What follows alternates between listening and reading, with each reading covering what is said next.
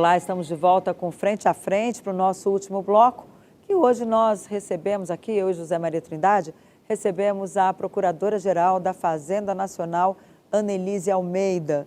Anelise, no bloco anterior, nós falávamos da sonegação. O Zé até lembrou que no Brasil as pessoas sonegam sem nem ficar com a cara vermelha, orgulho, né? É um crime que as pessoas praticam assim, como se não houvesse amanhã. Mas existe da parte do governo ideia de fazer alguma campanha de educação fiscal, mostrar para as pessoas que quando você paga imposto, isso se transforma em escola, Bolsa Família, Minha Casa Minha Vida, né? São os projetos aí, as ações sociais que o país precisa cuidar das suas mazelas sociais. Vem infraestrutura também, investimentos, enfim, tudo vem dos impostos que eu, você, Zé Maria e as pessoas que estão aí nos assistindo pagam todos os dias praticamente, porque quando você vai comprar um pão na padaria, você está pagando imposto sobre aquele pãozinho.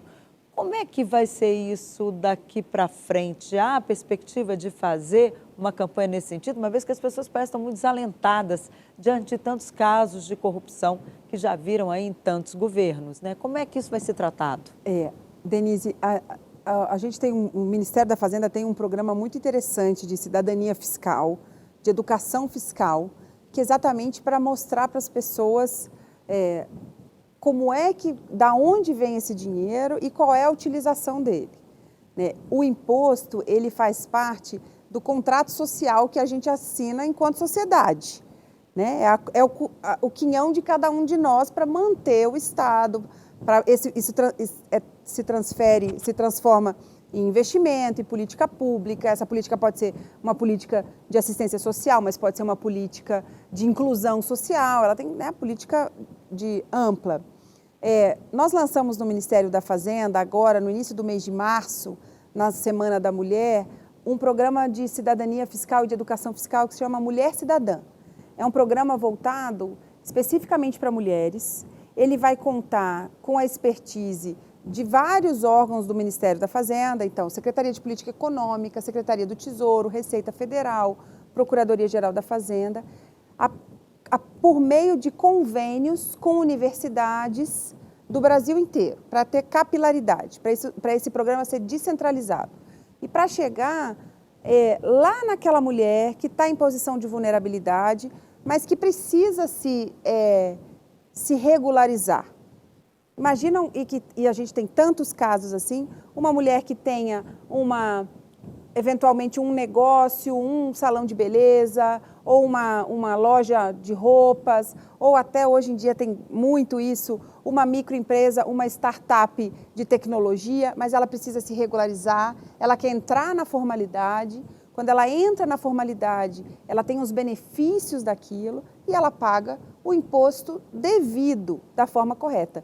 Então, o Mulher Cidadã é um excelente exemplo de uma política de educação fiscal que vai abranger o Brasil inteiro por meio dessa intersecção entre o poder público e as universidades e as faculdades. Quer dizer, a gente vai capacitar estudantes universitários de cursos específicos, direito, contabilidade, economia, administração, para levar esse conhecimento da educação, nesse caso específico, para mulheres em posição de vulnerabilidade, para essas mulheres entenderem o sistema e poderem participar regularmente, formalmente desse sistema. Anelise, a gente pode observar nas comparações de várias legislações, né? Por exemplo, a dos Estados Unidos e outros países em que aparece, você vai comprar algum produto, quanto custa? $100. Quando você vai pagar, $130. Aí você vê na nota lá que é $100 o produto e $15 a taxa estadual e outros 15 dólares a taxa municipal. E isso aí dá um critério para o comerciante seguinte: o dinheiro lá, os $30, é do Estado e da Federação. Se você não repassar, você roubou, né? Então, o comerciante não pensa que aquele feito dinheiro... eletronicamente, é muito mais fácil. Isso. E aqui, os empresários dizem, eu pago muito imposto. Empresário não paga imposto. Ele não pode pagar imposto. Se empresário pagar imposto, ele quebra. Quem paga imposto é o consumidor. Ele passa tudo para o produto. Quer dizer, não seria o caso de fazer o mesmo no Brasil? Já tentaram algumas vezes, né? Definir que o dinheiro do imposto é separado. Qual é o entrave de se adotar isso? Zé Maria, se você prestar atenção numa nota fiscal, hoje em dia as notas fiscais são eletrônicas, há essa indicação. Mas é muito discreta, tem sim. De qual é a tributação. De qual é a tributação, mas não tão claro assim. Ninguém diz o produto custa tanto. Talvez precise dar essa transparência para o contribuinte. É muito comum posto de gasolina, né? Posto de gasolina tem uma tabela. Tem uma tabela. Qual é a tributação federal, qual é a tributação municipal, qual é a tributação estadual. Mas quando ele coloca a placa lá, ele coloca o preço cheio. O preço cheio, isso. E aí tem uma placa do lado. Isso decorre um pouco também, eu concordo que o contribuinte, ele tem, quanto mais ele souber exatamente o que ele está pagando, e inclusive para cada nível de governo, o que ele está pagando do ponto de vista do imposto federal, o que aquilo vai para a União e o que aquilo vai para o estado dele. Quando a gente paga IPTU, por exemplo, a gente sabe para onde vai aquele dinheiro, é direcionado. O tributo federal, ele é um pouco mais etéreo, mas essa educação fiscal, a cidadania fiscal passa por isso, para você ensinar o contribuinte o que ele está pagando. Mas aí, no caso, o maior sonegador é o empresário, que recebe o dinheiro ali e não repassa. Não necessariamente, não necessariamente. Nem tudo, o empresário, nem todo imposto é pago diretamente pelo empresário por retenção. E muitas vezes não é eletronicamente, eletronicamente, já é exatamente, ou a partir de declarações. Né? Então, depende, o empresário ele paga o tributo que é de responsabilidade dele, por exemplo, imposto de renda pessoa jurídica, é do empresário. Os tributos sobre consumo, que aí são, né, os tributos, o PIS e a COFINS, ou o ICMS, que é o estadual, aí ele é destacado da nota. E aí depende da onde na cadeia de consumo aquele imposto é pago. O ICMS, existe uma coisa no sistema tributário que é cumulatividade. Quem é que paga o imposto? Então, não dá para dizer assim... A ideia do imposto único é impossível. Não acho que seja impossível, não. Acho que o imposto único está sendo debatido, inclusive, na reforma tributária, o imposto único sobre consumo. É o IVA, né? O IVA ou o IBS, né? Dependendo ali do projeto. Exatamente. Né? O imposto sobre bens e serviços. Isso. Não, mas isso não é o mesmo valor imposto agregado. de renda, aquele defendido pelo Marco Sintra, aquele... Não, veja, Rocha, né?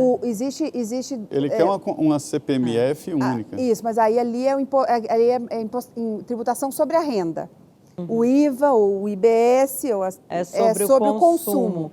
Então, agora, a ideia de se fazer, parece que o governo realmente abandonou, né, essa ideia de fazer o imposto sobre transações eletrônicas, né, financeiras ali, a nova CPMF. Eu não ouvi. Não tem nada por enquanto, disso no horizonte. Isso virou um palavrão, né, Denise? Virou um palavrão no Congresso, mas é a tendência mundial. É. O IVA já está ultrapassado. Nós demoramos tanto aqui no Brasil de aprovar a reforma tributária que o IVA, que era um imposto novo, ficou ultrapassado. Agora mas é o imposto eletrônico. Está indo para a reforma tributária agora. Né? Então, a novidade agora é o imposto eletrônico, quer dizer, sem chances. Não, a tributação sobre o comércio eletrônico, sobre os serviços eletrônicos, ela vai ser incluída incorporada nessa reforma. Nessa reforma. Então, ou seja, o IVA realmente, é engraçado isso, Zé, você falou uma coisa importante. O IVA era uma tributação muito moderna nos anos 70. Então, nós estamos um pouco atrasados nisso. Né? Desde o Mussa Demes. Mussa Demes, foi um dos primeiros relatores lá da reforma tributária, né? Lá na década de 80, né? Quando a gente era jovem, né, Zé? A gente acompanhava isso no Congresso Nacional. Mas a tributação do comércio eletrônico, ela é essencial. E as Big Techs, que há aí toda uma questão, não só de responsabilização em relação às fake news, mas também em relação aos impostos, que muitas vezes elas deixam de pagar. Há essa perspectiva de cobrança dentro da reforma? Há essa perspectiva de inclusão, de entender onde é que as Big Techs entram, né? não só as big techs, mas assim, todo esse setor de inovação, de tecnologia, de startups, como é a tributação dessa realidade nova, que é uma realidade tecnológica, né? O mundo tem debatido isso, né? Assim, não é uma questão só do Brasil, é uma questão mundial, é uma questão que está sendo discutida na academia, na OCDE, como é que uma empresa localizada num lugar que faz serviço no outro lugar. Por exemplo, a Shein, né? Que é uma de roupas, né? Que ela tem várias empresas no mundo que fornecem e ela vende, enfim, no mundo inteiro. E aí a base no onde lugar, é que paga o negócio, imposto? exatamente. A ideia é cobrar no destino da mercadoria que arrecada ali, porque no imposto, na reforma tributária que está se discutindo aqui, esse imposto sobre consumo ele passa a ser cobrado no destino, né? É uma pessoa que comprou lá naquela não? cidade, por exemplo, lá em Medina, quem for comprar alguma coisa lá em Medina vai ser... É um desequilíbrio, por exemplo, quem tem uma loja de imóveis ou de roupas em Medina, ele está concorrendo com a China. E a China não paga imposto para Medina, mas os problemas sociais e tal estão na cidade. Nosso tempo está acabando, procurador. Eu queria te fazer uma consultoria aqui. Quem nos acompanha está devendo o imposto de renda, poucos brasileiros não devem imposto de renda. Imposto de renda, tem um empresário devendo imposto de renda. Qual é a indicação para ele regularizar? O que ele deve fazer? Qual a iniciativa que ele deve tomar? A primeira iniciativa para quem está devendo, que tem um débito tributário, é acessar o site da Procuradoria-Geral da Fazenda Nacional. É facilmente localizável no Google, chama Regularize. É um sistema intuitivo que garante ao contribuinte que está naquela situação de devedor o acesso aos débitos, oportunidade de parcelamento nos termos da legislação, oportunidade, inclusive, de simular a transação tributária. Então, o Regularize é o melhor canal. Ele digitando CPF sabe da vida dele, né? Ele vai ter que se cadastrar, fazer uma senha, mas ele entra ali, obviamente, se tiver certificado digital é mais fácil, então para empresas, mas a pessoa física também entra com o CPF, com a senha e sabe a vida dele, o que ele está devendo, o que ele não está devendo, como é que ele paga. É melhor que ele tome essa iniciativa ou que a senhora vá atrás dele? Não, é muito melhor que ele tome a iniciativa. O contribuinte que busca a conformidade fiscal é sempre um contribuinte que está um passo à frente. É muito melhor para ele. Pois é, procurador, a senhora com essa cara de boazinha. Chega lá, vai cobrar. E como é que funciona? E tem que colocar de empresas e contribuintes aí. E como é ser mulher nessa profissão que é tão cercada aí é um mundo tão masculino? Denise, ser mulher é um desafio desde o dia que a gente nasce, né? Que a gente se entende como mulher. Eu tenho a sorte de ter feito um concurso público que abre essa possibilidade de você ingressar na carreira.